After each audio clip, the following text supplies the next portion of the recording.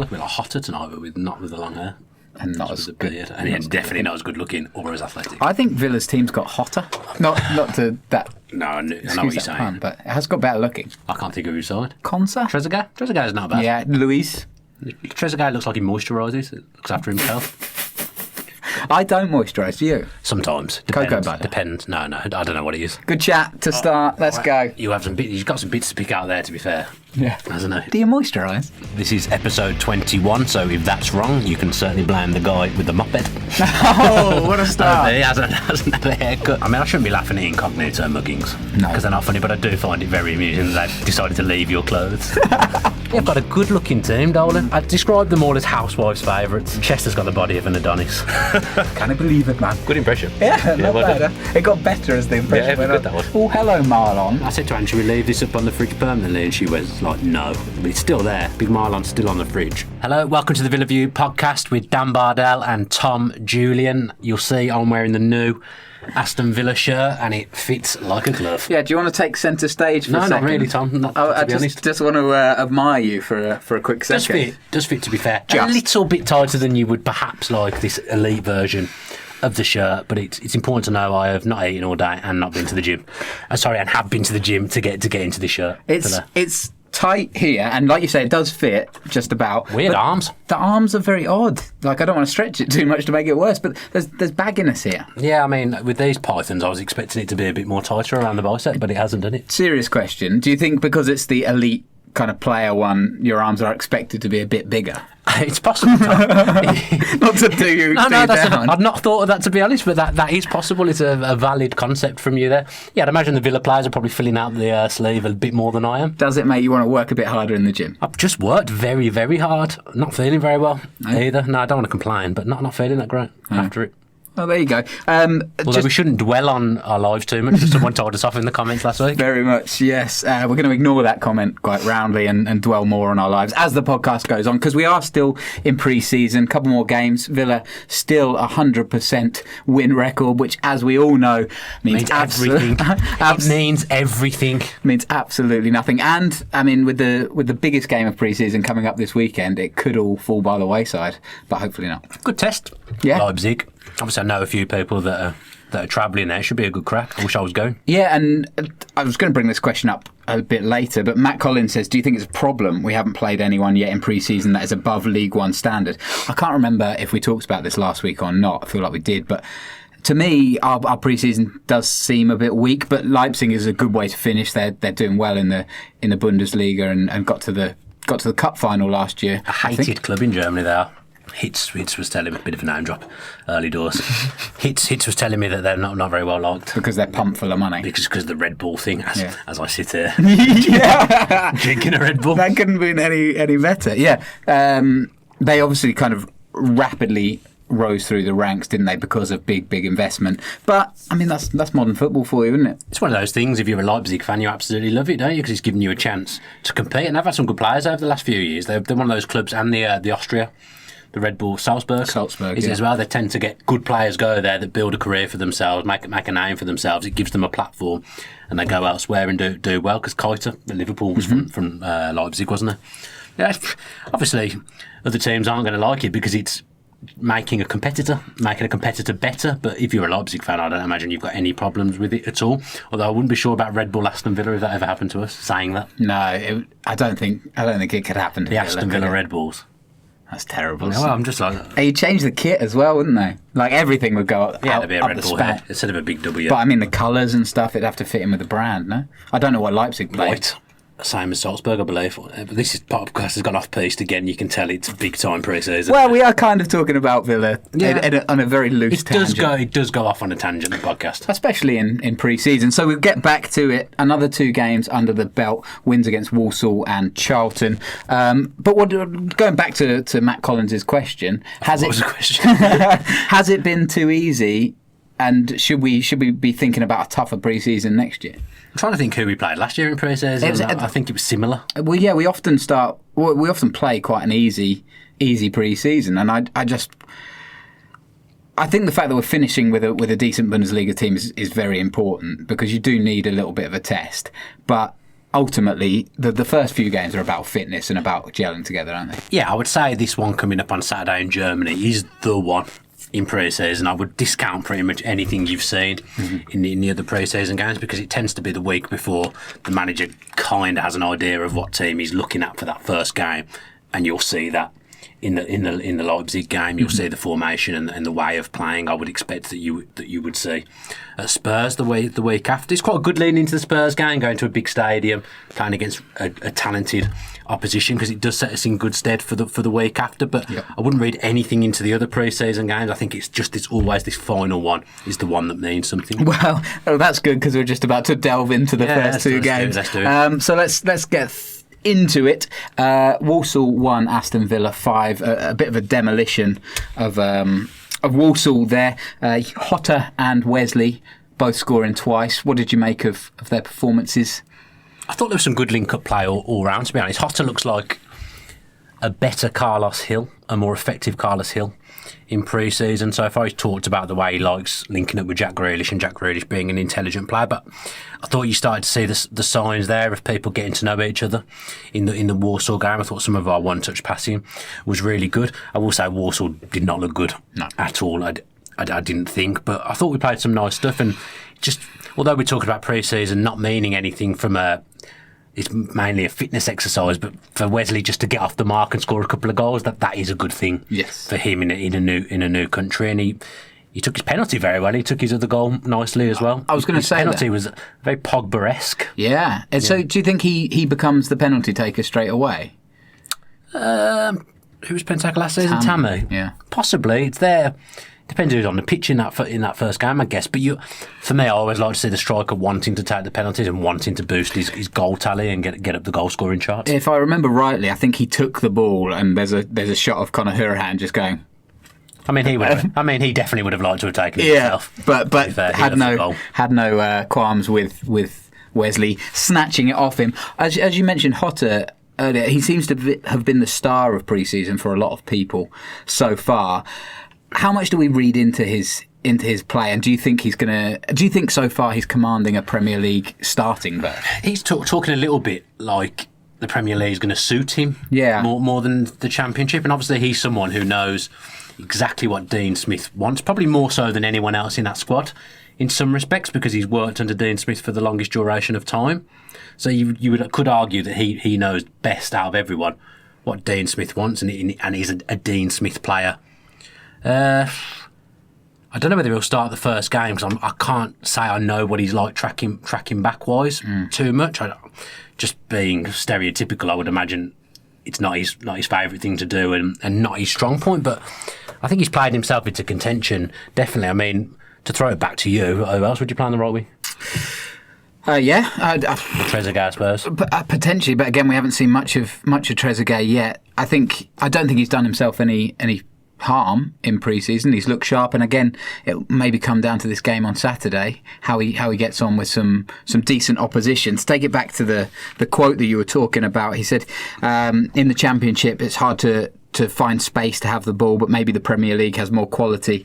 I'm happy to be in this situation. It's similar in Spain. In the second division, you have less space, and in La Liga games are a bit more open, and you can play more with the ball. I'm very confident to do a great job. What I like about him is, not in that interview at all, but he's been having digs at Birmingham City, and I don't think he even realises that he's doing it, which is obviously very, very enjoyable.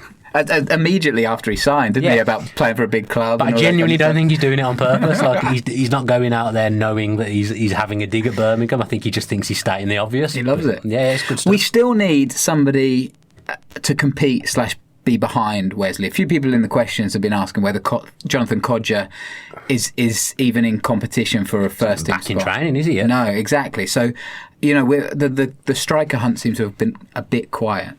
I mean, again, I don't know whether I'm reading too much into things, but Elmo is in the African nations, and he's back, and he's played in the game on Saturday against Charlton. So why isn't Kodjia back? Has Elmo come back early?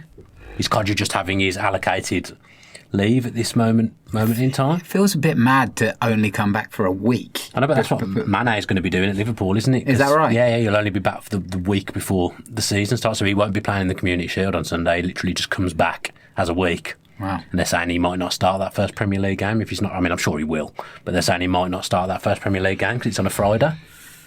It's interesting. It is interesting. Codger's one who, I mean, we're obviously going to go through the squad in the different areas in more detail over the next few podcasts. So midfielders and strikers will be next week. But Codger's the one that I think if we get the signings in that I think we will, I think Codger will be one they'll look to offload. I saw something about him being linked with West Brom.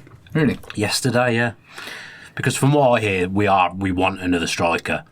And apparently it's like a very ambitious, big swoop from what I hear, this striker. Right. I don't know who it is that we are interested in, and Malpay is apparently the fullback if this other striker doesn't come off. Because I was talking to a few people earlier.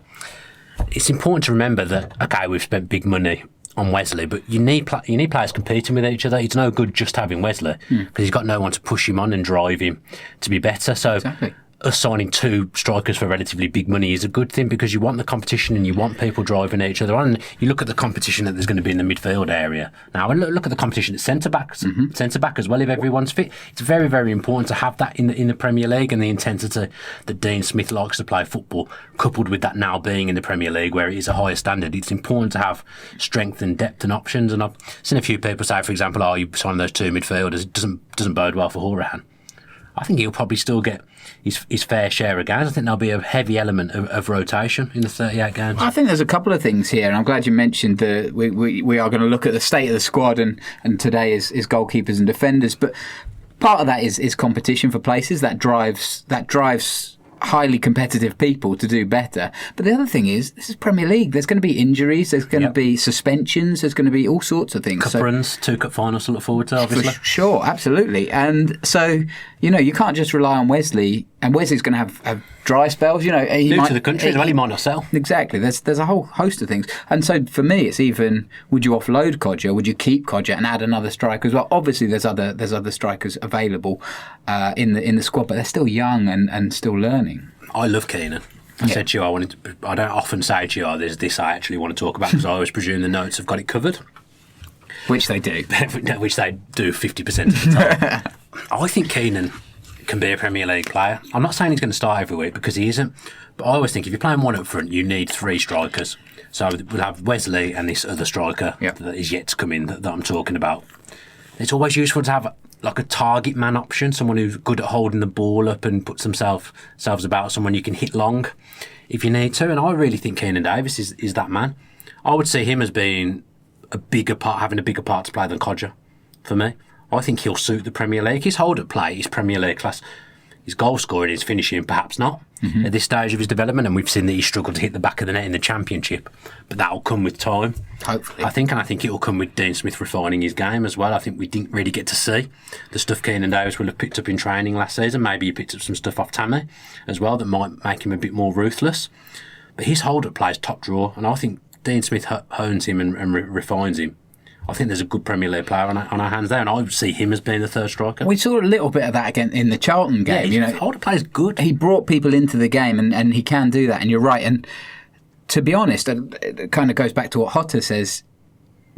There might be an element where the game becomes easier for Keenan in the Premier League. Obviously, the centre-backs are world-class, but if he can... It's a different type of centre-back, isn't it? It is, but if he can be strong and kind of agile and be able to bring people in that way, we've got the midfield 3 to kind of bomb on, and he doesn't necessarily need to be the one that scores goals, though it would very much help. Different type of wingers now as well. If you look at Hotter, he likes to play closer, drift in and play closer to the centre forward. I know in the main nowadays you'll have a winger that will play on his wrong side, so to speak, like Snodgrass, like a Doma has done at times for Villa, cutting in. But Hotter's a more.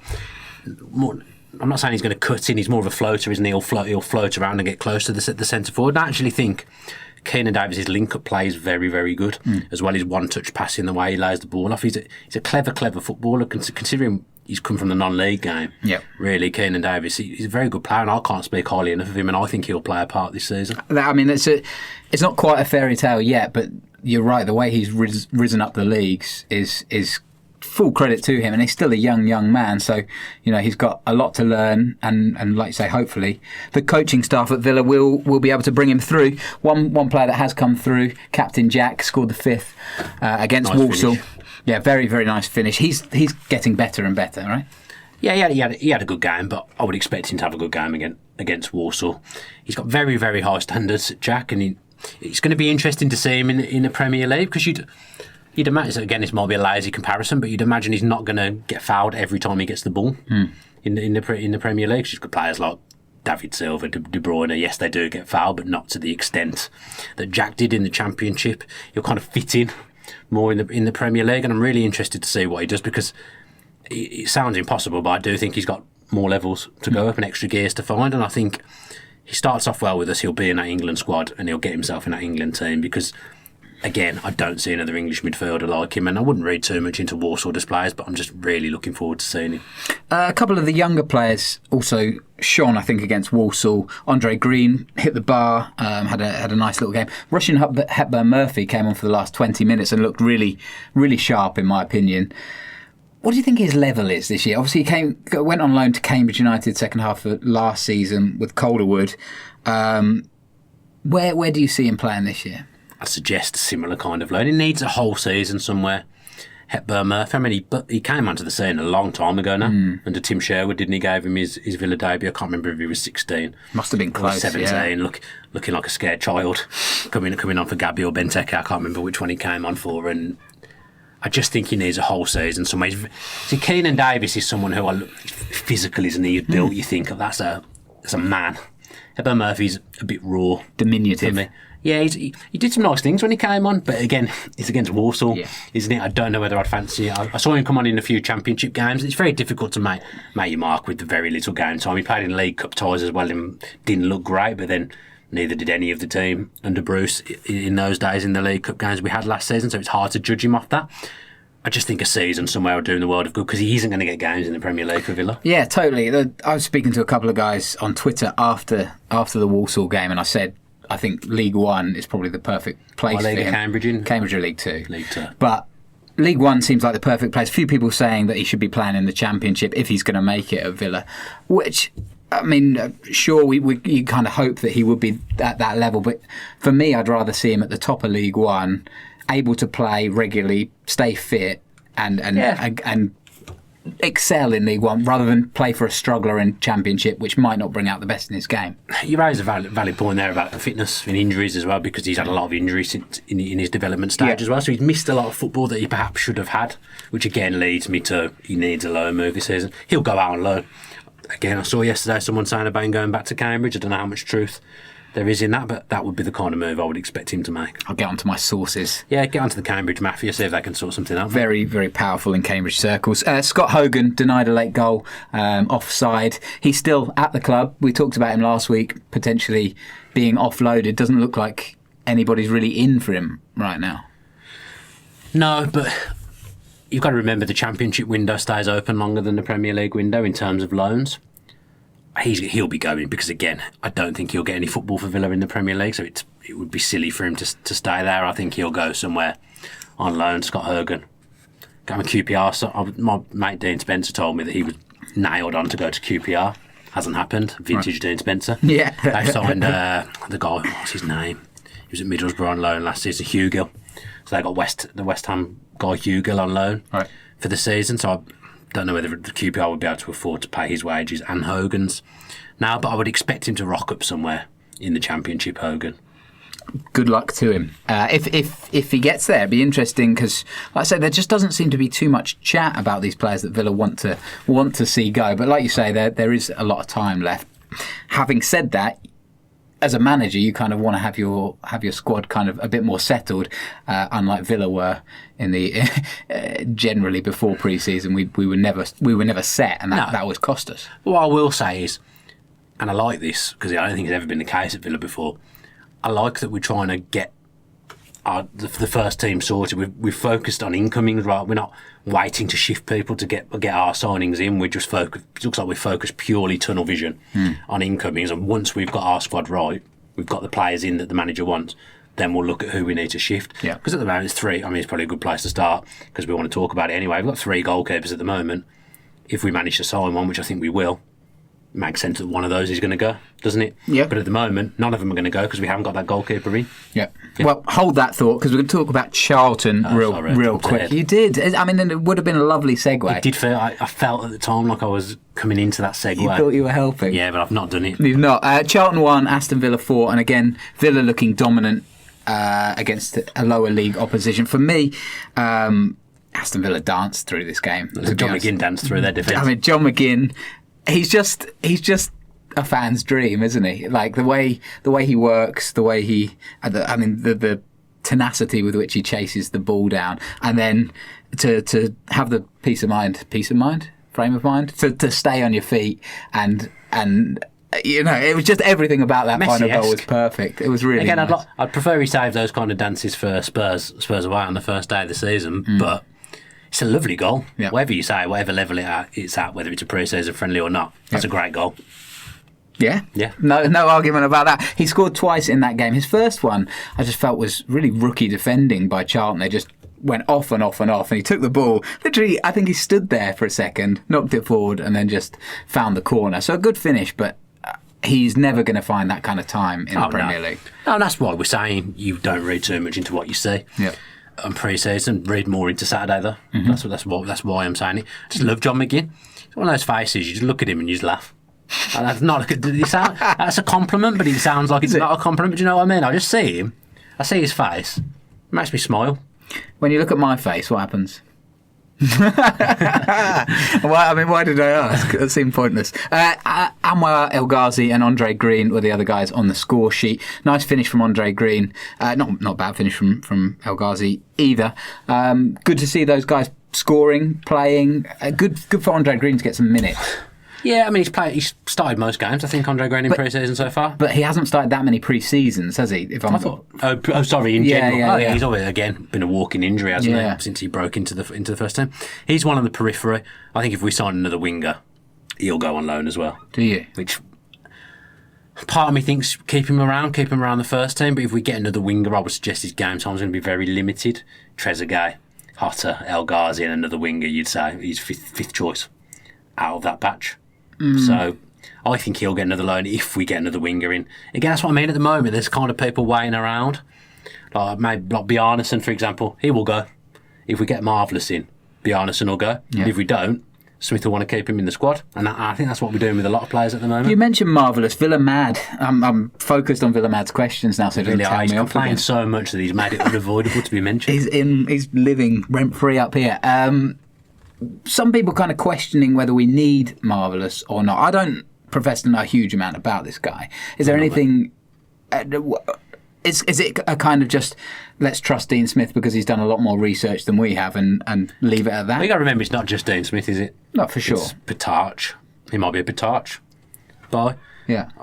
My chair keeps sounding like someone screaming in the distance. And it's really unnerving when I hear it. I don't know much about him either. I would say it's not an area that we're desperate for another player at the moment. If we had to start the season in the midfield with what we've got now, I think I'd be relatively happy. But again, it comes down to that competition. Does Dean Smith want someone in that anchorman role in the Premier League that's more of a ball winner, more physical? So that's Louise and Marvellous. And does he then see Connor as backup to Jack and McGinn? And when Connor plays, he's going to play further forward, which I think he prefers himself.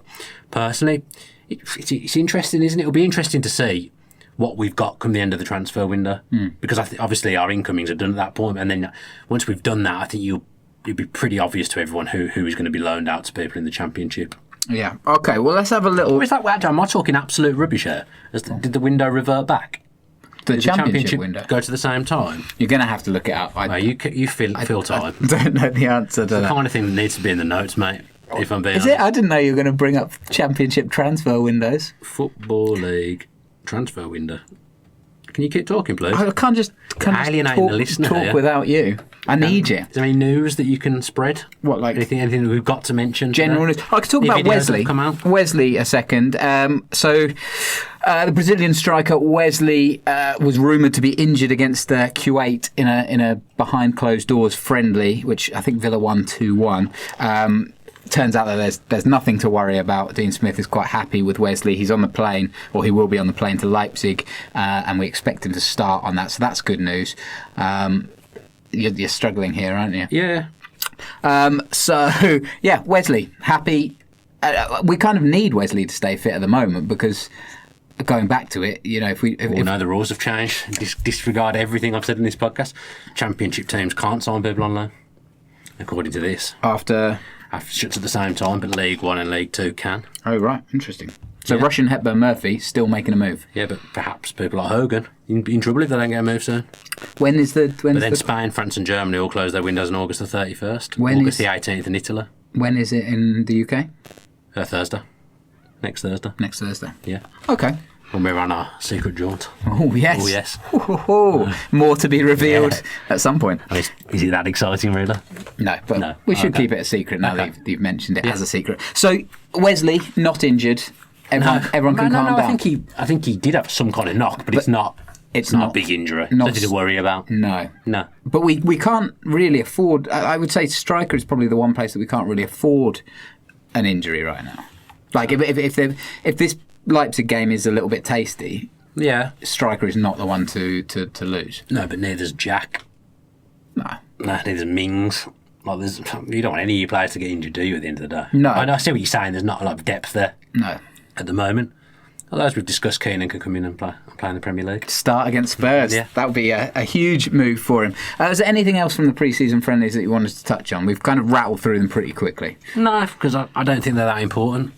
I mean, but by the sounds of it, and from what I saw, you didn't miss quite a lot of the Charlton game anyway through technical issues. Yeah, well, yeah, that's true. I wasn't going to bring that up, but you have. I mean, it happened. Bringing up things that happened. Yeah, for sure.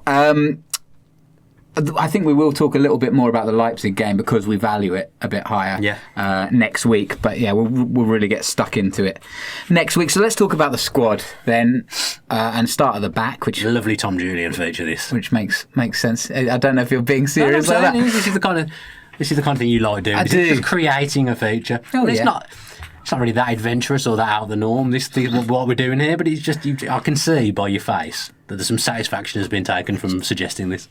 You get on the squad list. You get to really get into it. Maybe we can predict what squad numbers they're going to be. You can if you like. No one cares about it. So we are going to go through the Aston Villa squad position by position. Couple of positions this week, couple next week, basically because we ran out of time.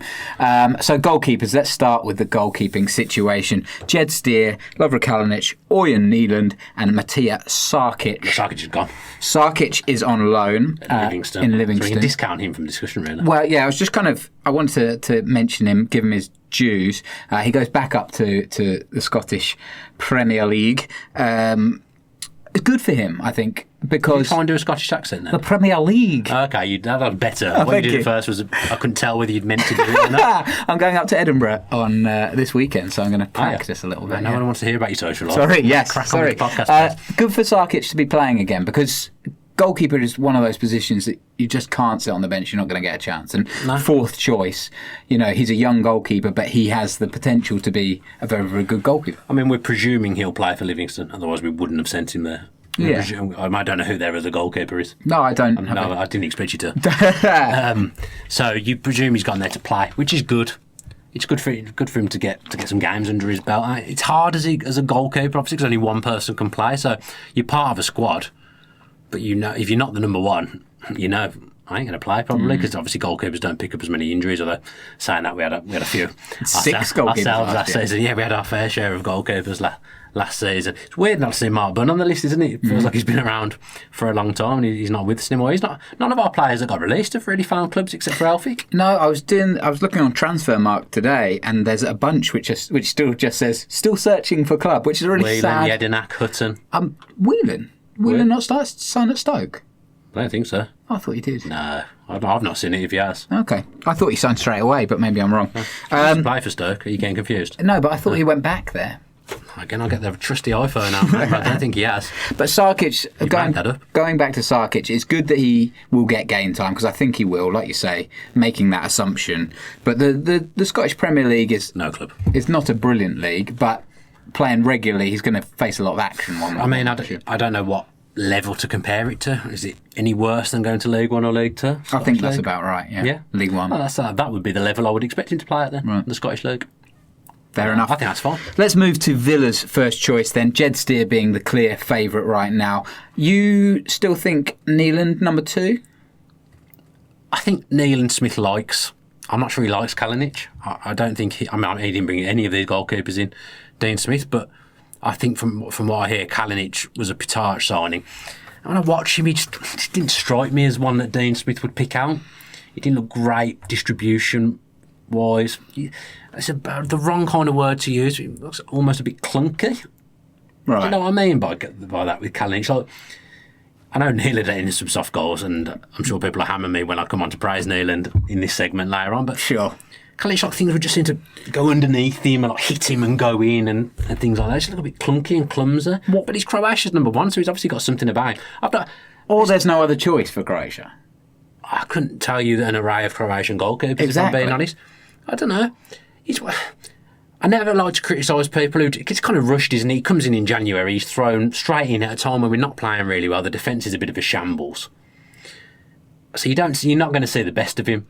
He's obviously got some pedigree, Kalinic. Yeah. But for whatever reason, I don't think it's going to work out at Villa, and I think he'll be the fall guy if we get a new goalkeeper in. Is Neeland 100% fit at this stage? Because we haven't seen him in pre-season. I don't know. He might have played in the behind closed doors. He looks like he's training fully from his Instagram. He's posting pictures of himself in training. He looks like he's there. Maybe he'll play in Leipzig. Maybe. I don't know.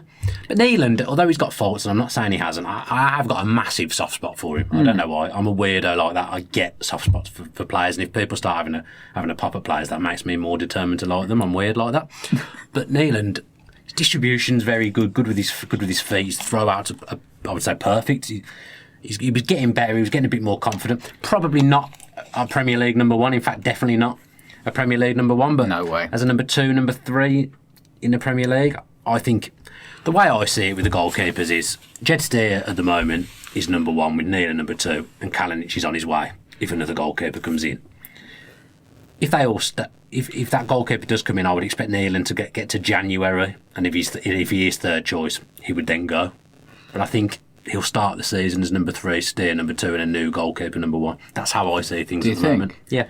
I can't believe, like, you and I are usually pretty in sync when it comes to opinions, but we are so on the opposite sides of the fence with Kalinic. What's your opinion with goalkeepers? I think Jed Steer's definitely the number 1 choice at the moment. I agree with you that if we get somebody else in, then he'll probably be leapfrogged, but we're kind of running out of time a little bit on that. I think we'll get a goalkeeper, but I think they're looking more heavily at a striker for some reason, rightly or wrongly. Right. But Neeland, I just don't see anything in him at all. I know you keep coming back to distribution, and I just don't get it. I'm fine if he can kick a ball well, that's great, but that is not the primary role of a goalkeeper for me. Kalinic, but it's something that Dean Smith likes. Kalinic has shown a little bit more. Like, it's not a huge. Has he? Yeah, more than Neeland. Neeland was letting in some of the softest goals I think I've ever seen. Like, we're going back to Massimo Taibbi at Manchester United, kind of. No, it's not. It's the Peter Enkelman, the ball rolling under the foot kind of thing. He didn't do that. He didn't do anything as bad as the 2 incidents you've just spoken. I mean, some of his goalkeeping has been really, really bad. It was questionable at the start. I'm not saying bad. He was not getting better, and it was. I think he got rid of that side of things before we got injured. He got rid of that. I mean, it's irrelevant anyway, because I don't think any of them are going to be number 1. Yeah, they're not going to be number 1. Jed Steer will be the number 1 if we don't sign a goalkeeper. Yeah, and the other one of the others will play in the cups. I think. I'm a bit confused if, like you say, Neeland is a Smith guy. Well, we haven't seen him in these friendlies, and we have seen him in Kalinic. I can only put it down to fitness. I mean, the Villa stream wasn't the best. It's very difficult to pick out, but I thought Kalinic looked slow for the Warsaw goal. It felt like it was in slow motion to me. But again, that could have been the feed. Yeah. Don't jump on him too much. Could have also, been. It was saying like he didn't want to wear one of the Kappa goalkeepers' tops. He had like a random, luminous goalkeeper shirt. Oh, really? Like a luminous shirt with just the Kappa badge, and that's it. On in that game. Didn't notice that. Yeah, something I just noticed. There you go. I saw a few people comment on that on Twitter. I would also say that Kalinic is going to be the one out of the 3 that's less content to be back up. Out of all 3 of them. So again, that for me is an obvious fall goal. I guess the other thing that I was going to say is I did a bit of search on Neeland and Kalinic today. There's no transfer rumours on Neeland, but Kalinic, like a kind of end of May, it's like Aston Villa willing to listen to £7 million bid. Then like middle of June, Aston Villa willing to listen to £5 million bid. Then like middle of July, Aston Villa willing to listen to £3 million bid for Kalinic. It's going to be worth less than you, so. Yeah, exactly. That seems slightly concerning. That for Kalinic, probably paper baloney though, isn't it? But Kalinic's future, they seem to be touting him more than they might be touting Neelan. But that's maybe because there's no real game tape on Neelan to show. And also, other clubs are probably going to look at Neelan and think, well, that guy hasn't played for 7 months. I'm not prepared to take a punt on him. Yeah. Mind you, Kalinic hasn't played for a fairly long time for Villa. I imagine he played for Croatia in the summer. I don't know. But, yeah. Stoke manager Nathan Jones says no. Jack Butland not going to happen to anybody at this stage unless there's a massive offer. That's what they want, and that's why there's a hold up with that full stop. Yeah. Tom Heaton seems to have slowed right down. Hoppo Ben says, any insight into who this Walter Benitez is? Any insight into Walter Benitez? Absolutely none, Hoppo Ben. I've got some. Have you? Yeah. I mean, you've got someone else's tweets on him. Tom Robinson, part of the Cambridge Mafia. What nationality is Benitez? He's back in Argentina. Oh, it's a savvy person to go to, isn't it, Tom Robinson? He tweeted out of the blue. The South. Oh, you didn't even ask him. Didn't even ask him. I mean, very few Villa fans care as much about South American football as Tom Robinson. I would say if you do like South American football or you want to know more about it, Tom or Robbo is a good follow at Tom Robbo89. One podcast Robbo. Yeah. Yeah. He wanted more. Did one, never came back. Moved shortly after, didn't he? Yeah. Did a podcast. All got too much to him. Off he goes. The fame. So Robbo says on the Walter Benitez links, feels like he's been underrated for a while, particularly back in Argentina. Who did he play for? No idea. Always been a physically imposing goalkeeper with good reflexes since his days at Quilmes and Argentina under 20s, and has been posting good numbers at Nice for a while. Should have read it better. You just saw the word and just assumed it said nice, didn't you, earlier on? You're breezing through the tweet and just saw the word nice, never associated with the football team. Not sure I got to the bottom of it, to be fair.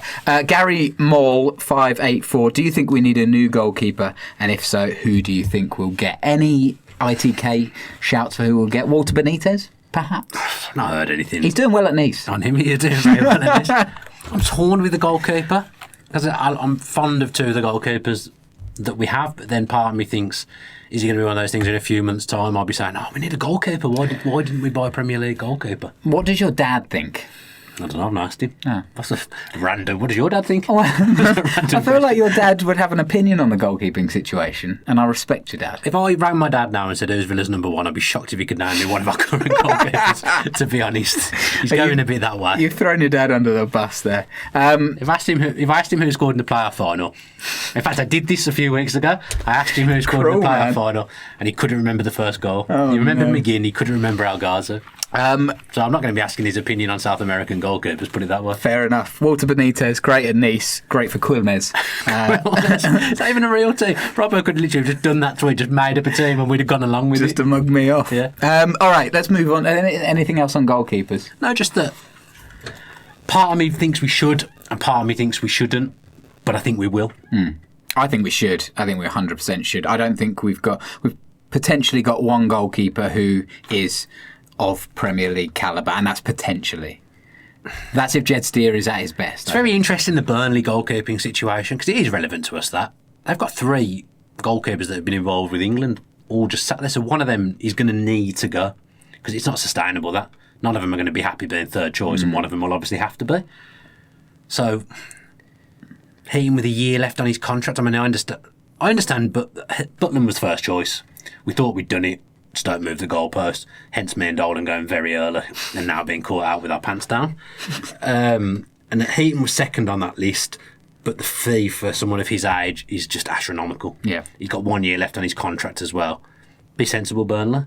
They're the ones in control at the end of the day, aren't they, if we want the player? If I had to put money on who our number one would be first game of the season, I'd go with Steve at the moment. Yeah. Because even if you sign someone, it's not long to bed them in, is it? That's it, yeah. They kind of need to be proven at the top level. Otherwise, you're not going to just chuck them in there. I'd have liked us to have, and I understand why we haven't, just gone early. Get the goalkeeper sorted, because we've seen a number of times at Villa, if you don't get goalkeeper sorted with concrete, you're leaving yourself in trouble. I kind of feel like we look at last season. I don't want to be too critical because I think Villa have done good business so far. But we've been brilliant. The most important positions are your goalkeeper and your goal scorer. And we've got Wesley in, and that's great. We still need another kind of competition, which we've already talked about, but I think we needed competition in goal as well. I don't think the current competition for Steer is not good enough. And it's made me a little bit nervous that we don't have somebody kind of lined up. I know you're saying that we did, and there was potential, and it was like 90% there or whatever. But now it's been quite a while since that happened. That was mid-June. It's been over a month since then. Do you think if we do sign a new goalkeeper, like when he arrives in training, he's walking out into the training pitch on his first day, like Jed Steer will do that walk, like staring at him, that would be like excellent. He did the whole game just to try and get in his head and say, Very "No, good. mate, I'm the number one, not you." Just do that funny stare. I've got to say, for all I've been waxing lyrical about Neil and there, perhaps for no reason. Jed Steer, I love Jed Steer. I think he played such a massive part in us getting back to the Premier League and never complained, treated badly at the start of the season, sent to Charlton, and I just think it's so harsh if he's not the number one after what he did to get us there, but there's no sentiment in football. No. Good job I'm not a manager, because I'd never buy. This is why I've said previously I can never be Villa on Football Manager, because I never sell anyone. Just end up with like a 50-man squad, because I like to buy people, but I always feel bad if I get rid of someone who's there in real life. Do you think you're more likely to buy and wear a Villa goalkeeper top to Villa Park now because they're more the same fit as this one, wasn't exactly, but they didn't used to be, did they? It used to be big elbow pads and I've got a few of them, bright coloured. I like that black goalkeeper's top, and the one that I've seen a few Wolves fans harping on about, because it is Wolves colours, to be fair. It's nice as well. All right, let's move on to defenders then, and this is a big one because there is competition, I think, at every single position here, even if you break the centre backs into different left and right. So let's start with right back. Ahmed El Mohammadi played really well against Charlton. Kind of, as you said, first game back, looked like he hadn't been away, which was really good. He has played fairly recently, which will have helped. But for Villa. Yeah. But Frederick Gulbert, somebody said, rightly, I think, on last week's show, we didn't really talk about him too much, and I think that's fair. We didn't. We kind of overlooked him a little bit. I think both of us were a bit tired back from holiday, and it was early. Yeah, half of me feels like we should apologise for last week's podcast a little bit. I'm not a fan of doing the morning podcast, and obviously this isn't our job, as we've said many times before. We have to do it when we can fit it in, but we often come off the podcast and we'll sometimes say, "Oh, that was a good one." Yeah, I felt good that did. Last week we both came off and went, "Oh dear." Yeah, first one back. A lot of rust, wasn't there? A lot of rust, but we got through it, and now hopefully this one is better. Be the judge yourself. Who's going to win that battle for the game against Spurs? I would say Al Mohamed, just for continuity purposes. Interesting. But I think they'll rotate. Do you think? I think that's important. Do you think Gilbert's played more because El Mohammadi hasn't been there? We've also got Bree there as well. I'm going to say that defence there, the numbers, the personnel, I don't think anything changes there. I think that is what we've got. We won't sign anyone else, and I don't think we'll let any of them go. Yeah. I think that is it. Because people will say, "Oh, well, Bree's not going to play," but he's kind of backup for right back and left back if you do get an injury. Yeah, exactly. I mean, a Horse can play left back as well, but I would suggest that that's the defence we're going with, and that's that. Yeah. So the big battle that we kind of highlighted last week: Konsa, Engels, or Chester at the right centre back position. Really injured again, isn't he? Yeah. So him and Wesley were training together the other day. Do you think who? Because I kind of said last week that I thought Engels had the edge. Now I don't know. Konsa played pretty well and looks quite accomplished, more accomplished than maybe I thought he would. Who do you think gets the nod for Leipzig? Leipzig? Yeah. Because I kind of feel like whoever plays against Leipzig, that's going to be the back four. You're going to get that. Part of me thinks against Leipzig, you might just play Konsa and Engels together. Oh, really? Because he knows Mings is going to play whatever, and then that's them two play together. Whoever does best gets the shirt. That's a very simplistic way of looking at it. That's a football manager way of doing it. Again, I'm just going to go by. If I had to put my house on who was going to start the first game against Spurs, I would go Engels and Mings. That's who I think will get the shirt. Experience. With Konsa on the bench. Experience wins Probably out. both Konsa and Hawes on the bench, to be fair, because obviously Hawes can do the left back, as I've spoke about. Yeah. And then Matt Targett, Neil Taylor. Neil Taylor had a nice little game against Charlton. Again, not a Premier League side. Targett will play. Targett's ahead of Taylor, right? Again, Taylor will get football, undoubtedly. Again, a part of us going up, a good part of us going up last season, but spent a fair whack on target. I would expect him to play, and he'll be a useful one for example. Connor took most of our set pieces last season. If Connor's not playing, Target's got a mean set piece and mean deliverer, so he's useful from that respect. And I've said before, I don't know whether I've said it on this podcast, but I really think Target, El Ghazi, and then Grealish drifting from the centre into left, I really think that's going to be a key component for us next season. Nice little triangles. I think that's where we're going to be dangerous. All intelligent footballers move into space. Well, because that's the thing with Target. He's not one of those left-backs that's going to bomb on rapid pace, a Kyle Walker, if you like.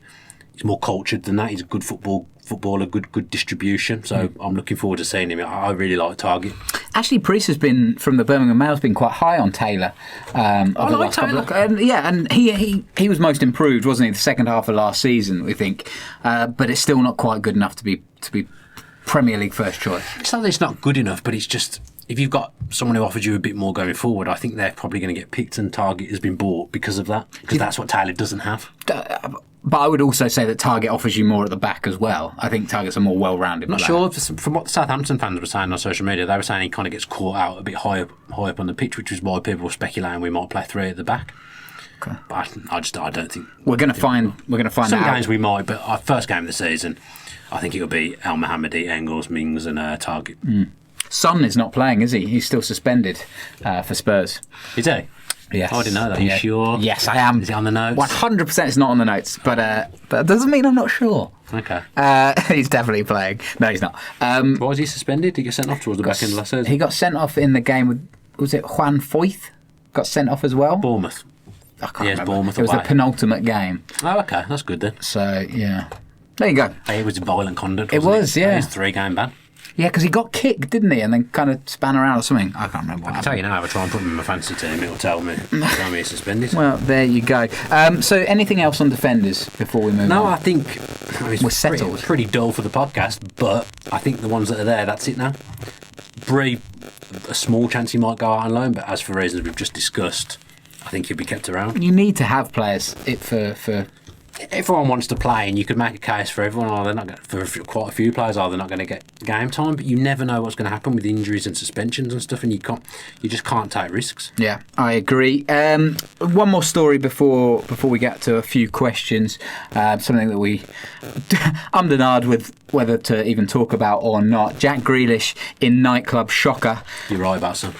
Yeah. Yeah, good news. That's good news. He's their talisman. Yeah. In some respects. Very popular player, isn't he? He's a very good player. Yeah. Dangerous player. One of my favourite players in the Prem, actually. There you go. Yeah. Good stuff. Jack Grealish in nightclub shocker. Leaves club. Daily Mail's reports. The Daily Mail. So this was brought to our attention by Robin Mason, AVFC, on Twitter. Opinions on the story about Grealish being involved in an altercation. Or Grealish is your note, sir. I mean, I'm not going to lie, I wasn't going to call Robin Mason out on there, but that's a direct copy-paste. Robin Mason play against us in the Villa on Tour game? I might have done, you know. Wasn't he was he Delph? Was he Delph? I feel like he had Delph on his back. Could be. I think he was. Yeah, he's quite handy. He's quite useful. I thought you were underrated, Robin, to be honest. Yeah, he's certainly better than any of the main three. So I'm going to open the floor to you. For you. Just nothing. Isn't it nothing rubbish? Story. To be honest, I'm not concerned about it at all. It's one of those ones where it affects his performances for Aston Villa. If you go, and I'm pretty sure he's been going out on weekends all of last season probably, and look how good he was for last season. I'm not bothered about it. If there was an altercation, there would have 100% been a picture of it, like there was with Wickham. Grealish was just there. Wickham's had an altercation, and they're then thinking, we can loosely link Jack Grealish to this. In terms of Grealish is going out, I'm more worried about Kevin. Because I've not heard of him for a few weeks. I need him to get in touch, so he listens to the podcast. I'm more concerned about his going-ons at the moment than Jack. Yeah, fair. Nothing. I spoke to a couple of people about this on Twitter. It is literally nothing. You read the story, Grealish hasn't done anything wrong. He leaves the club. The pictures of him, there are 3 pictures. There's nobody else in any of the pictures. There's no possible altercation there. Let's imagine me and you have gone for a night out at Mayfair. Wild. Let's hope this never happens. Me and you are on a night out and we get separated for whatever reason, and I'm going, Tom, Tom, taxi, whatever. If I get caught, I mean, not that anyone's going to be papping. If I get caught in that moment, it looked like I'm shouting at someone like it does. Like it looks like Jack's just talking to someone in that picture. Just garbage. They're just trying to. They thought, Grealish has been done before for a couple of things when he was younger. We're linking to this and people will read it. Well, that's it. People will click on it, and that's what's happened. I clicked on it. I only clicked on it because I was forced into it for these notes. But they put in the picture of Grealish on the floor from 4 years ago. Was they in there? I didn't notice the last one. Oh, One. If we are going out in Mayfair, then this podcast has got some serious backers at some stage. I've been out in Mayfair before, mate. You don't necessarily need to be a millionaire. You do need to have a few quid, helps. Though. Yeah, it helps. This is pre-season. Like they were playing against Charlton, stayed down in London potentially, and he's what 24, 23. Let him live. The thing is, right?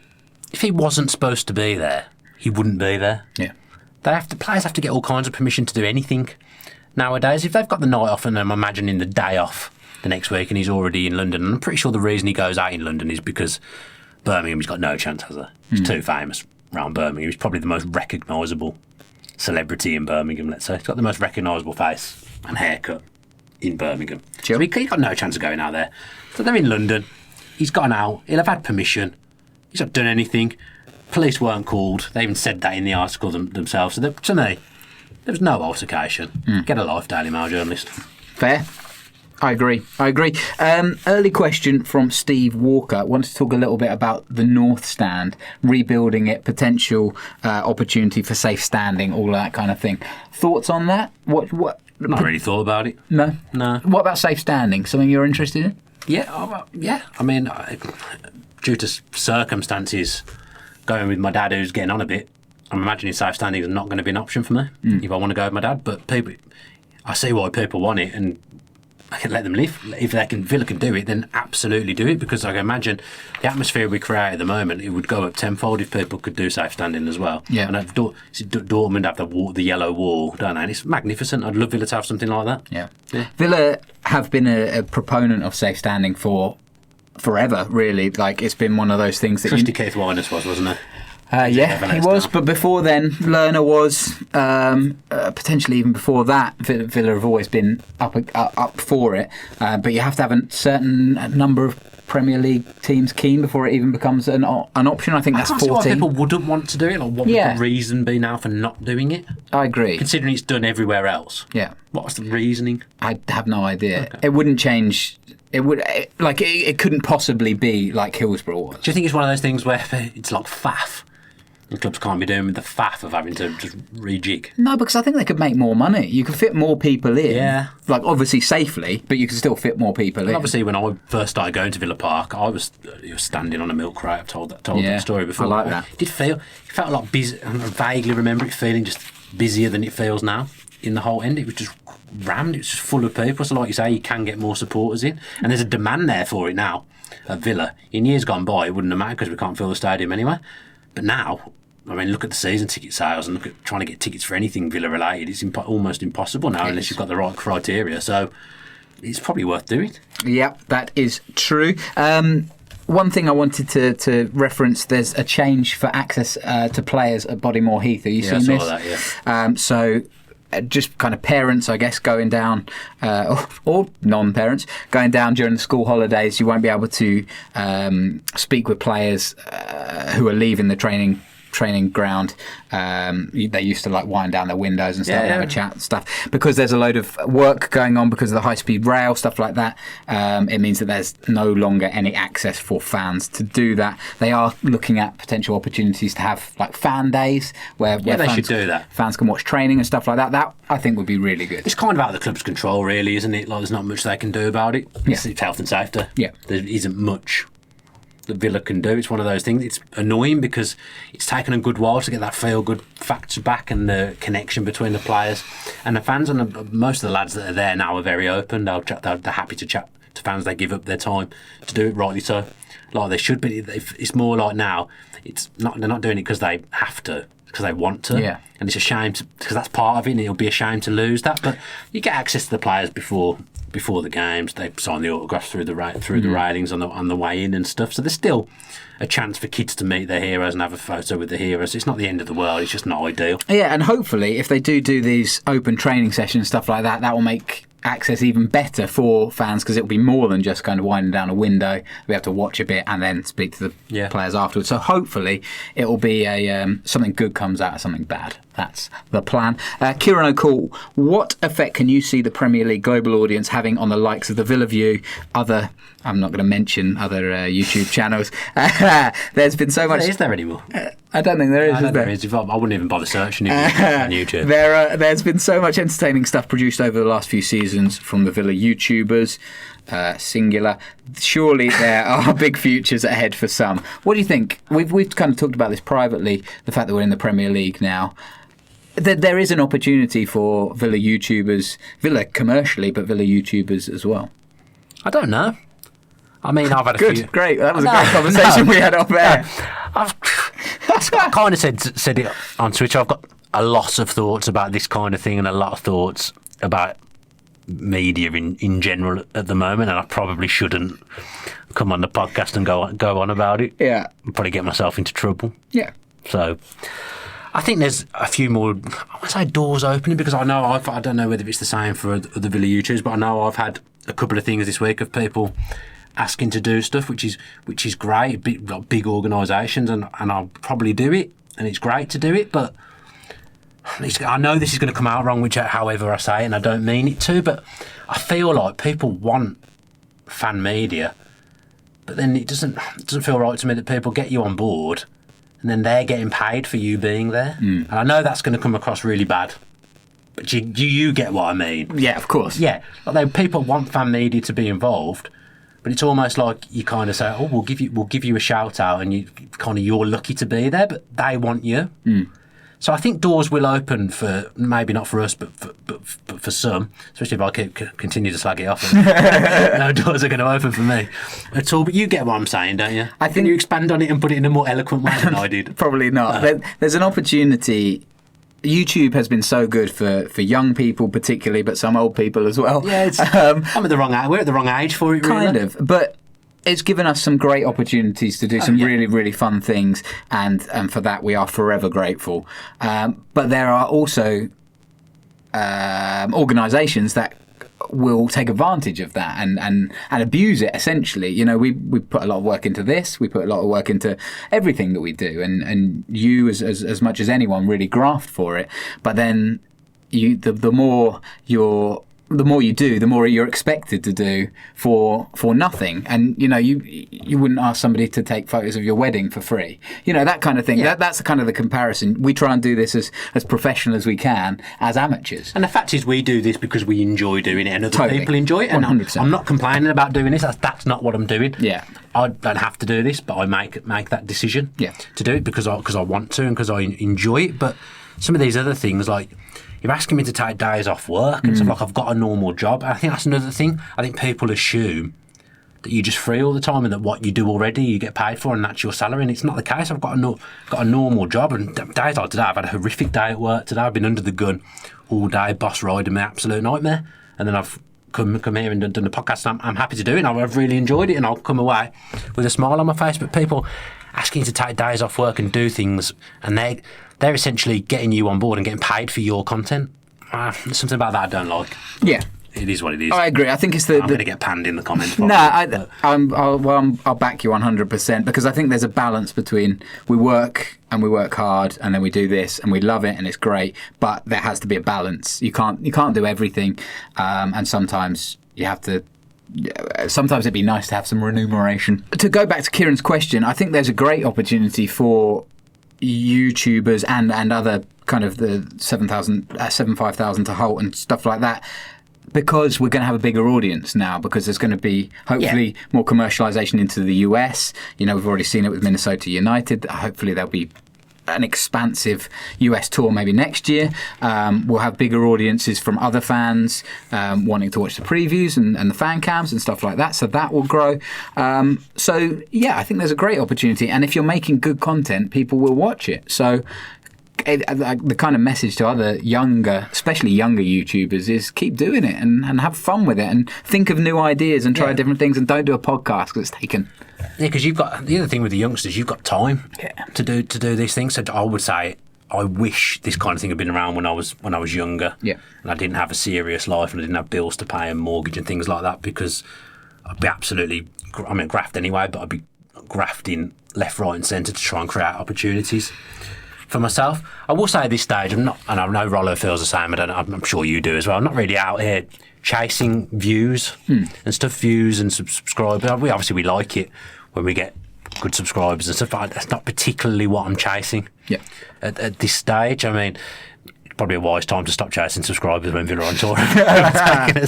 Anyway, and for some people, will probably think that's why I'm saying it, but that's genuinely not what we're in this for. We're just in it to try and give ourselves experience and try and create a platform and show that we can do things. I think that's my main reason for doing it. Yeah. And also, I'm not going to lie, I enjoy the fact that Villa fans like talking to me and want to interact with me at games, on social media and stuff. I enjoy that and get a buzz out of doing that, so that's another reason why I do it. Yeah, I think the final point on this, I think there's a bit of a myth that like we're all rivals and stuff like that. We get on really well with Max, obviously James Rushton, young Ben, Harry Batters. There's a bunch of these guys who are doing really good stuff and we're trying to support that. Jude Aston as well. Yeah. Well, I will say, Jude, you interviewed us after our event, and I've not seen it go up on the YouTube channel. Very true. Very true. To be fair, we all were hammered. I wasn't. I drove home. Oh yeah. But I still didn't make it. So there you go. So that's it. There's loads of great YouTube and Villa stuff and blogs and all of that kind of stuff. So check it out, support it, Under a Gaslit Lamp as well. They're the ones at the moment. I think they're on fire. Mm-hmm. I'm very, very impressed with them. Yep. Yeah, I'm looking forward to their magazine coming out. Yes, Brett Leader, I hear official TM3 wants to run on the Villa View podcast. Any truth in that transfer?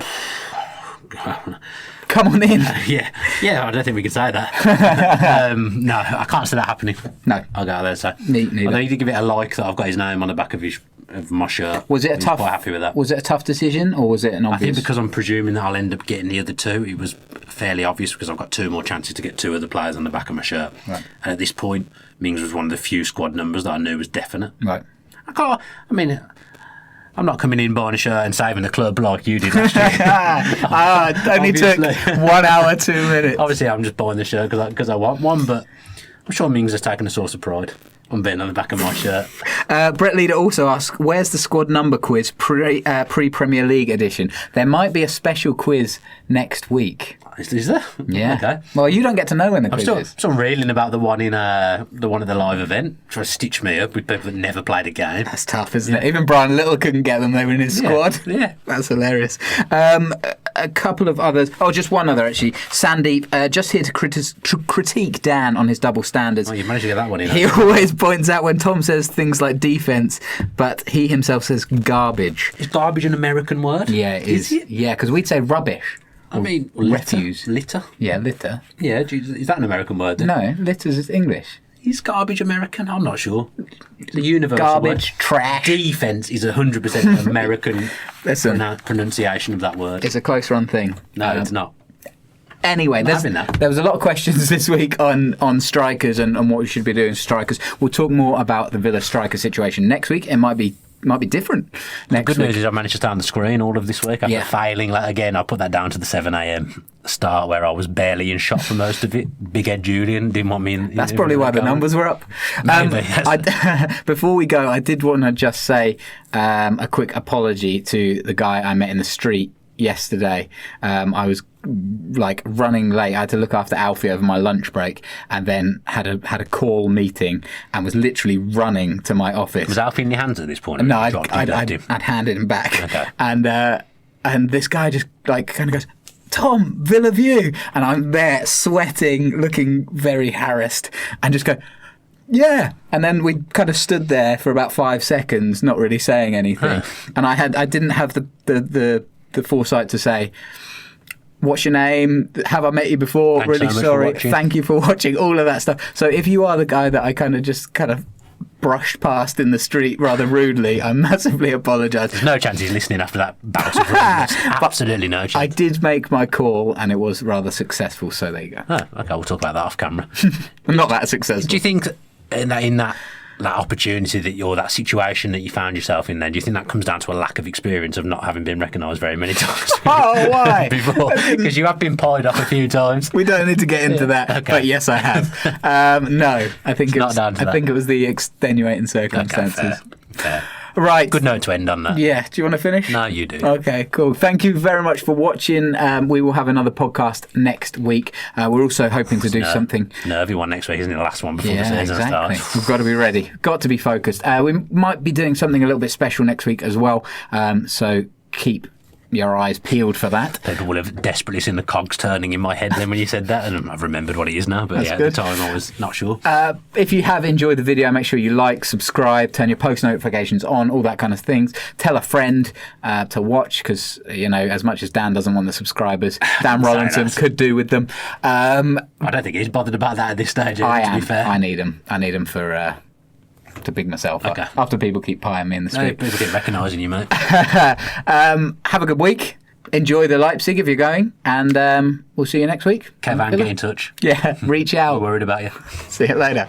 If you enjoyed that video, why not watch another? Click the video choices on screen now to go and watch them in full. Be sure to subscribe to the channel by clicking our logo there on the left. Easy peasy.